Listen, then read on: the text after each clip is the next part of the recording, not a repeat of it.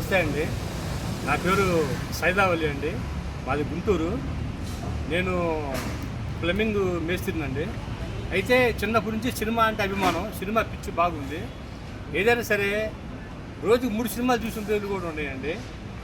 అంత సినిమా పిచ్చి ఉంది నాకు. అయితే ఆర్టిస్ట్గా స్థిరపడాలని, ఆర్టిస్ట్గా రావాలని ఆలోచన నాకైతే లేదండి. ఏదో సినిమా చూసేవాడిని, హ్యాపీగా ఫీల్ అయ్యేవాడిని, నచ్చిన సినిమా సంతోషంగా అందరితో పాటు కలిసి చూసేవాడిని. అయితే అనుకోకుండా ఒక హీరోయిన్ ఫాదర్ క్యారెక్టర్ వచ్చిందండి, అది చేశాను. నాకు అనిపించింది, నా మీద నాకు నమ్మకం కలిగింది, కూడా ఒక ఆర్టిస్ట్గా చేయగలుగుతాను అనే నమ్మకం నా మీద నాకు ఏర్పడిందండి. ఇక సినిమాలో కానీ దేనికైనా సరే మనం కూడా అనే తపనని ఇక అనుకోకుండా కొన్ని సినిమాలు కూడా చేశానండి. నేను 2-3 సినిమాలు చేశాను అక్కడ గుంటూరులో, విజయవాడ చేశాను. తర్వాత సినిమా మీద అమితమైన ప్రేమ కలిగింది. ఇట్టయితే లాభం లేదు, మనం హైదరాబాద్ వెళ్దాం, అక్కడ ఏదన్నా కానీ మనం చేయగలుగుతామని చెప్పి ఉద్దేశంతో హైదరాబాద్ వచ్చానండి. నేను వచ్చి 2 సంవత్సరాలు అయింది. ఆ తల్లి దయ వల్ల, ఆ తల్లి పాదాల దగ్గర నాకు ఇంత చోటు దొరికిందండి. నేను దాదాపు ఒక 70-80 సీరియల్స్ క్యారెక్టర్లు చేశానండి. రకరకాల క్యారెక్టర్లు చేశాను, సీరియల్స్లో చేశానండి. మంచి క్యారెక్టర్లే పడ్డాయి నాకు. ఒక 5-6 సినిమాలు కూడా చేశానండి, క్యారెక్టర్లు చేశాను. ఇంకా రిలీజ్ కాలేదు, ప్రస్తుతానికి షూటింగ్ జరుగుతున్నాయి. ఒక సినిమాలో కూడా ఫుల్ రోల్ చేస్తున్నాను, ఫాదర్ క్యారెక్టర్, అది కూడా ప్రస్తుతానికి షూటింగ్ జరుగుతుందండి. అయితే ఆ కళామ తల్లి దయ వల్ల నేను ఇక్కడ స్థిరపడ్డానండి. ఈ సినిమాల్లోనే మంచి నటుడిగా గుర్తింపు తెచ్చుకోవాలని తపన ఉంది.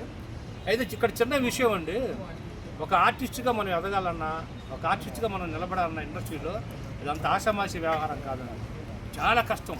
నేను చూస్తానని వచ్చిన దగ్గర నుంచి ఇక్కడికి మనం ఎంత కష్టపడాలంటే తపన ఉండాలి.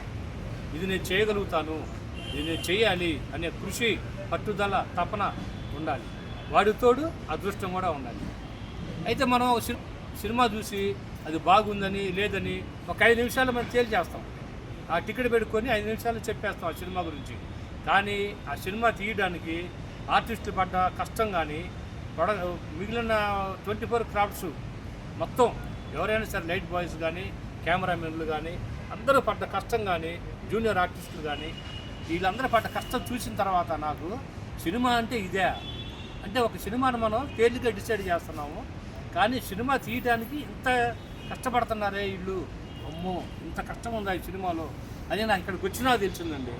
కాబట్టి ఎవరు కూడా ఒక సినిమాని తేలిగ్గా డిసైడ్ చేయొద్దండి. దయచేసి తేలిగ్గా సినిమాని డిసైడ్ చేయొద్దు. వాళ్ళు ఎంత కష్టపడి సినిమా చేస్తున్నారు, మనందరినీ ఆనందింపజేయాలని చేస్తున్నారు.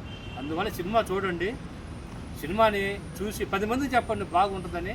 ఆ 10 మంది కూడా చూస్తే సినిమా ఇంకా హిట్ అయితే, మంచి పేరు వస్తే, దానివల్ల ఎంతోమంది బతుకుతారు. ఇదే